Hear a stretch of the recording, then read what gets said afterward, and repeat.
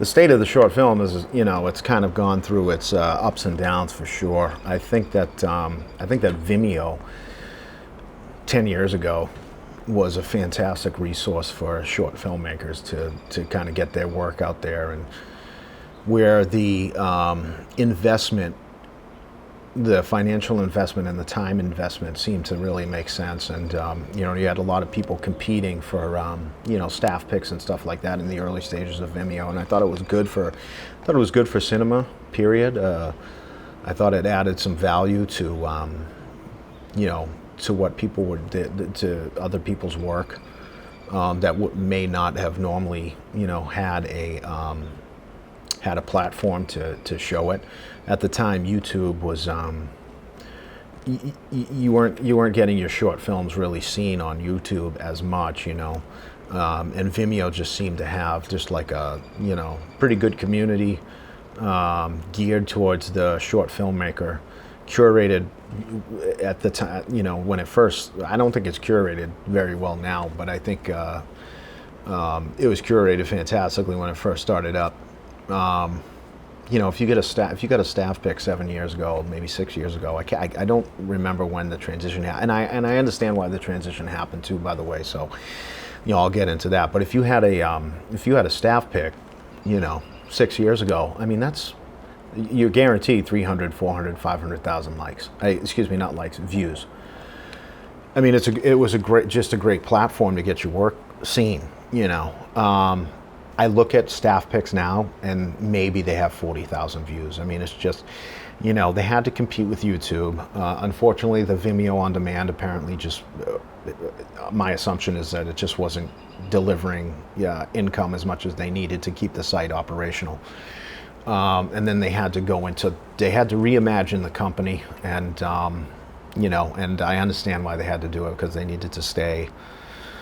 I mean, if they fell apart, you wouldn't have any real place to put your short films outside of YouTube. And Vimeo is just, it is what it is. YouTube is like all this different content, a lot of podcast kind of things like this, a lot of culture war kind of stuff, and like shorter documentaries, information things, tutorials, stuff like that, where Vimeo is still just about the filmmaking and the filmmaker. So I'd rather at least have it as a platform than have it fall apart in any way. And now they're more into like the filmmaking, the technical aspects of filmmaking in a virtual environment. So like sharing and editor to editor kind of stuff, and I haven't really checked on how they're doing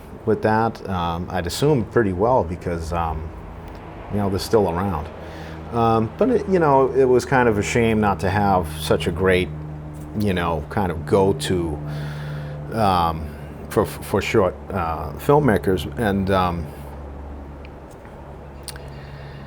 I mean,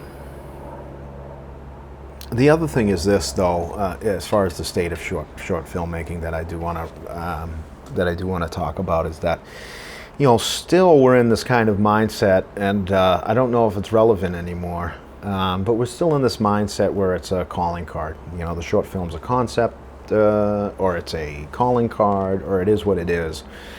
And I think that's, at this point, it's becoming more clear that it's the wrong way to look at it, in a sense, because I just feel like, I don't know how many people are getting, contracts and stuff. I know a couple people who have, actually, personally, but it was for, a wide range of reasons. It wasn't just for, because of the film that they made. I think that the short film just needs to be reimagined as for what its purpose is, because even the film festivals and stuff like that, very little really comes out of it. You're paying all this money to get into it, and yeah, it's nice that you can say, oh, this got in here and oh, this got in there, but okay, fine.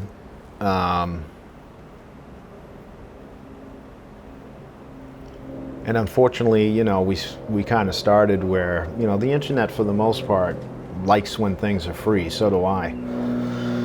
And there's just no market for, people aren't, the main market that you're looking for, they're not searching out short films to purchase. They just aren't. There's just no money in there. And so you got to look at, investing $3,000, $4,000, $5,000, that you're probably not going to see.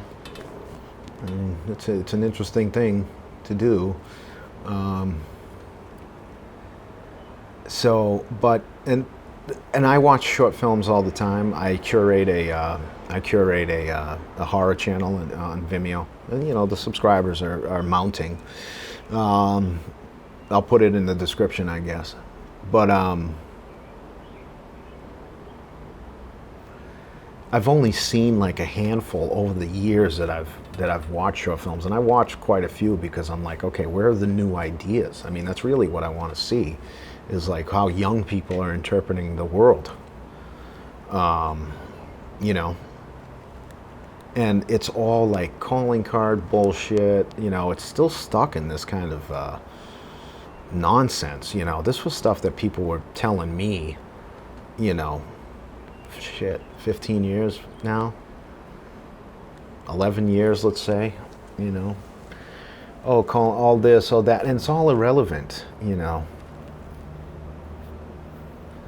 got to think of a new way to promote artists who have kind of a unique perspective, because if you need to put the world into any type of perspective, it's now. I think the artists, you got to come through. You got to come through with not wanting anything on the other side. If you got a drive inside, if you got a voice, if you fell in love with an idea, you got to do it.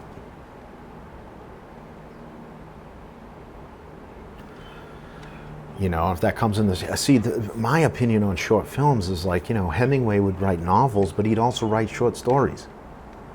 I don't consider his short stories of any lesser value. I mean, obviously he was able to explore in a deeper way whatever themes he was going for, whatever ideas or multiple ideas. Sure, like I get it, like I get, the difference, but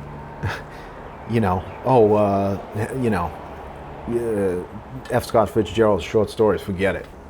Look at Edgar Allen Poe. All he did was short stories. I think he's got one that can be considered a novella. Made a whole career out of it. One of the best storytellers. I mean, A Telltale Heart is unbelievable, and it's like 4 pages long, and you just get a full story. The ideas, every page is so rich with ideas. If you haven't read that in a long time or whatever, take another look. I mean, it's extraordinary. And on top of the fact, I was discussing it with somebody the other day. I mean, Stanley Kubrick would watch commercials because he was in awe of how they could, present a full idea in 30 seconds. And he was always hoping that he could make his films shorter. Now we have short films that are able to cram in, complex ideas, and then, everyone wants to take it and make it longer. It's like, oh. I mean, you just sum this shit up in 10 fucking minutes. What the hell do you want to do it for 50 minutes for, or whatever? But God forbid, 8 fucking episodes, if it's not a long idea, it's not a long idea, That's just the way it comes to people. I mean, believe me, I would have liked to have 3 features done by now. It's just not the way the ideas are coming. And every feature film, they're like studio films, and it's like, it takes I've known plenty of writers who just aren't able to get the money, or get any representation or whatever to even. Or I know plenty of writers who have like, oh yeah, we're almost in production, it's almost greenlit, and then it fucking goes nowhere. And meanwhile, they're rewriting for the studio for free or for just very little money. And then their idea doesn't. So it's like, oh fuck, like I spent all this time. It takes you a while to. I mean, you always hear the stories where it's like, oh yeah, then they stayed up for 3 days and, wrote Reservoir Dogs and was ready to shoot. Okay, fine. But, for the most part, these are ideas, especially if it's a passion project and you're really into it. I mean, it can take up to 3 fucking years. And then, you're passing it out to what? Maybe 10 people, and it's just like, well, I'd rather make a film, and even if it only gets 50 views, that's more than, 10 people reading something, and you can't even really represent, in my opinion, as far as a screenplay is concerned, you can't represent your imagination as well as if you were to do it yourself, or if you're writing a novella or a novel or something like that, because you can be more descriptive. I mean, people, when I used to read scripts, I started reading scripts, when I first came out of college, and on your 5th script for the day, you're not reading the fucking descriptors, really. You're getting through to the dialogue because it's quicker to get through, and you get a sense of the what the story's about and everything like that. So anyway, I'm going off on fucking tangent after tangent after tangent, and there was one other thing that I wanted to talk about.